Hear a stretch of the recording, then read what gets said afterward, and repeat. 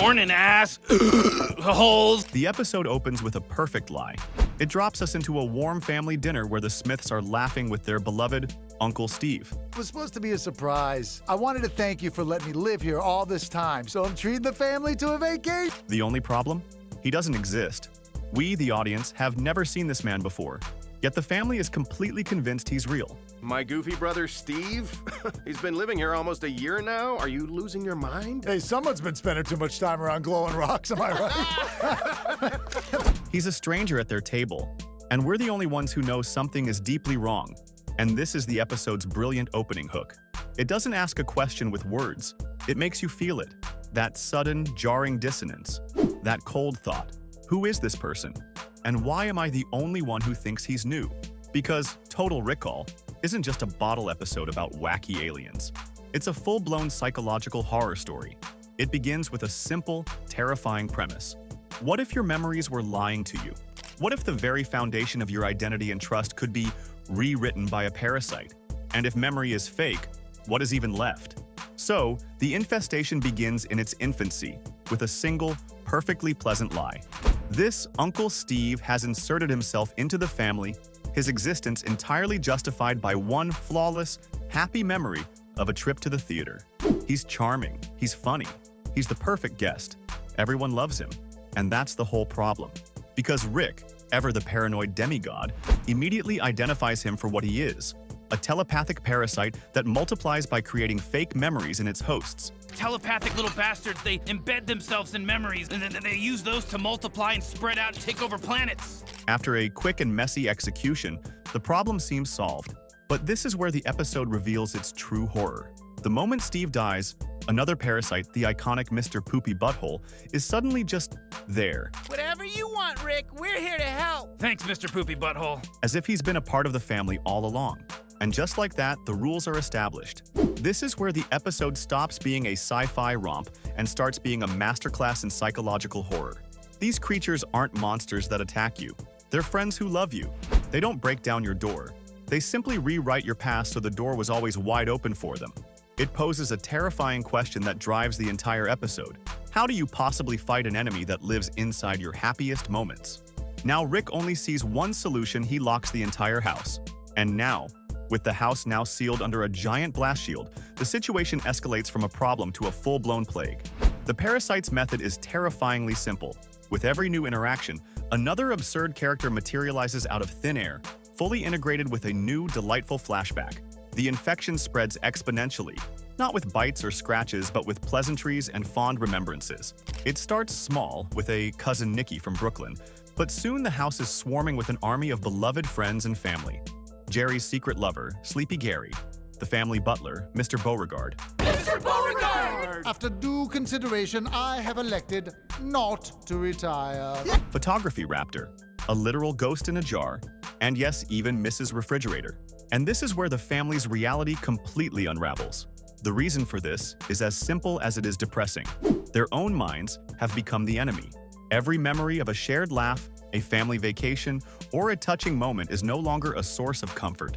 It's now a potential symptom of infection, a backdoor for another monster to crawl through. This is the true horror of the episode.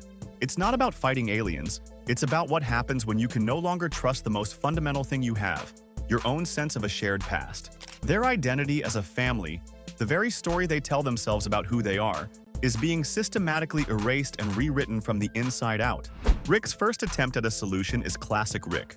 Brute force logic and a giant bomb. His plan is simple. There were 6 original occupants, so they just need to figure out who they are and kill everyone else. But his perfect, cold calculation fails spectacularly. And the reason for this is as simple as it is ironic. He gets emotionally compromised. The manufactured memory of his best friend, Sleepy Gary, is so potent that even Rick, the master of a cold and uncaring universe, can't pull the trigger. It's a perfect illustration of how easily even the greatest genius can be short-circuited by a pleasant fiction. Just as the parasites corner him, ready to execute, Morty has the real breakthrough. Whoa, give me the gun. I'm not doing this in front of Pencilvester. He looks at Rick, and what flashes before his eyes isn't a fond memory. It's a moment of Rick's genuine, cutting cruelty. And in that flash of pain, Morty realizes the parasite's fatal flaw.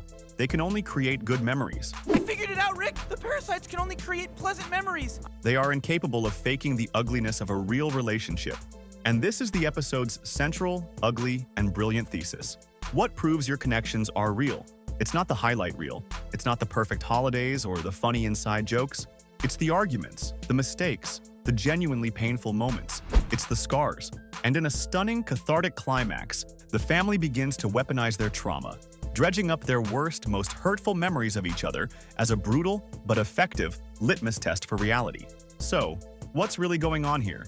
The episode feels like a piece of absurd sci-fi, but the most terrifying part is how scientifically plausible its premise is. The truth is, your own brain is already a master of creating fake memories. It's been doing it your whole life, and you haven't even noticed. You see, we tend to think of memory as a perfect recording, a high-definition video file stored in our heads that we can replay with perfect accuracy. But the science is clear, that's completely wrong. Memory isn't a recording, it's a reconstruction. Every single time you recall an event, you aren't just playing a file. You are actively rebuilding that memory from scratch with information scattered throughout your brain. And with every rebuild, tiny errors, distortions, and even entirely new details can creep in. Your memory of your 10th birthday isn't a memory of the event itself. It's a memory of the last time you remembered it. This isn't just a theory. It's a well-documented phenomenon that leads to things like false memory syndrome. And no one has demonstrated this more powerfully than the psychologist Elizabeth Loftus. In her groundbreaking experiments, she was able to convince people they had vivid, detailed memories of events that absolutely never happened, like being lost in a shopping mall as a child, simply through the power of suggestion. All it took was a trusted source planting a tiny seed of a false story. The parasites in Total Recall are just a biological version of Loftus's leading questions. They exploit a natural process in our brains called confabulation. Your brain's primary job is to create a coherent story out of the chaos of reality. It despises gaps. So, when a parasite introduces a new character, your brain dutifully gets to work, inventing details and weaving them into your past to make it all make sense. It's not a monster breaking in, it's your own mind holding the door open. So if the science shows our brains are fundamentally unreliable narrators, that opens up an even deeper and more terrifying philosophical question. What does that say about who we are? To understand just how scary the answer is, we need to talk about a little thing called personal identity, and the 17th century philosopher John Locke.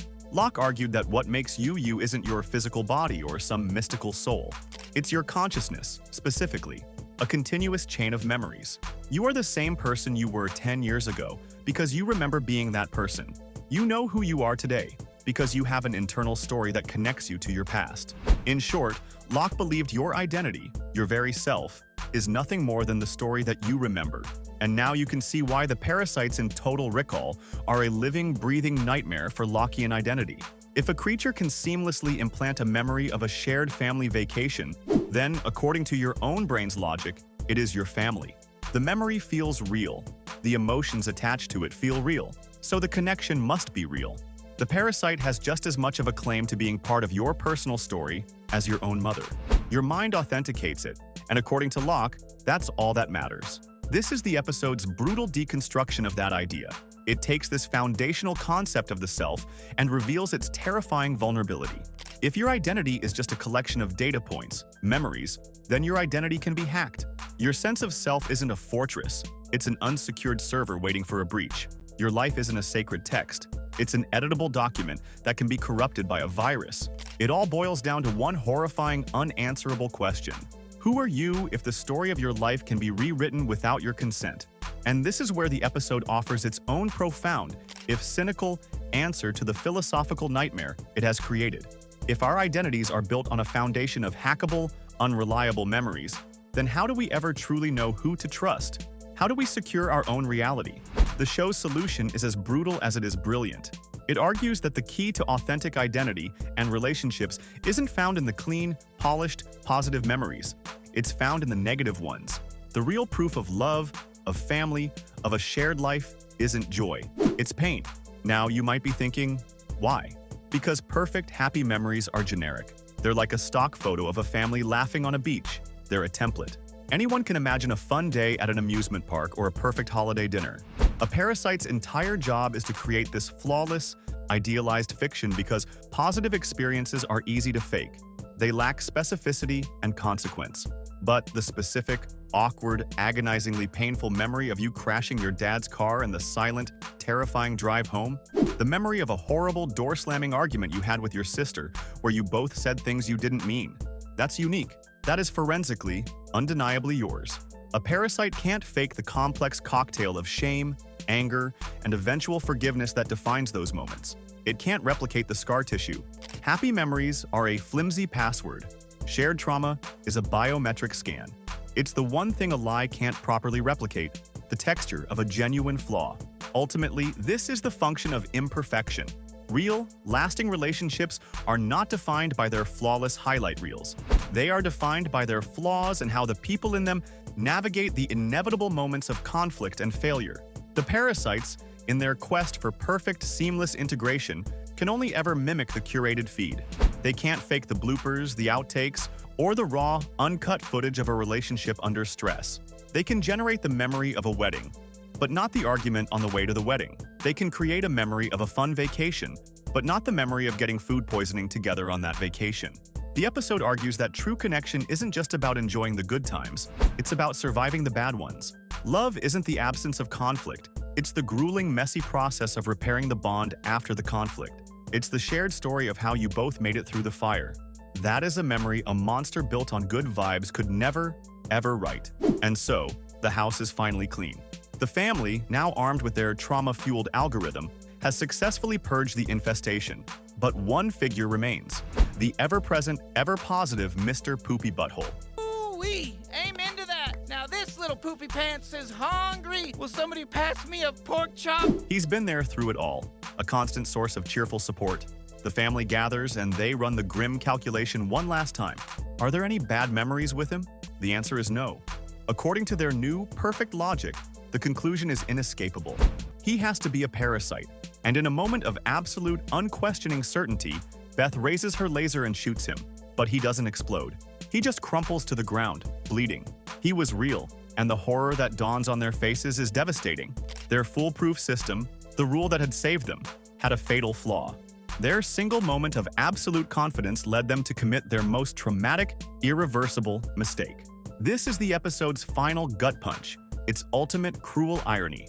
It spends 20 minutes teaching us a rule for telling truth from fiction, only to use the last 2 minutes to show us that even a good rule can lead to catastrophic error when followed blindly.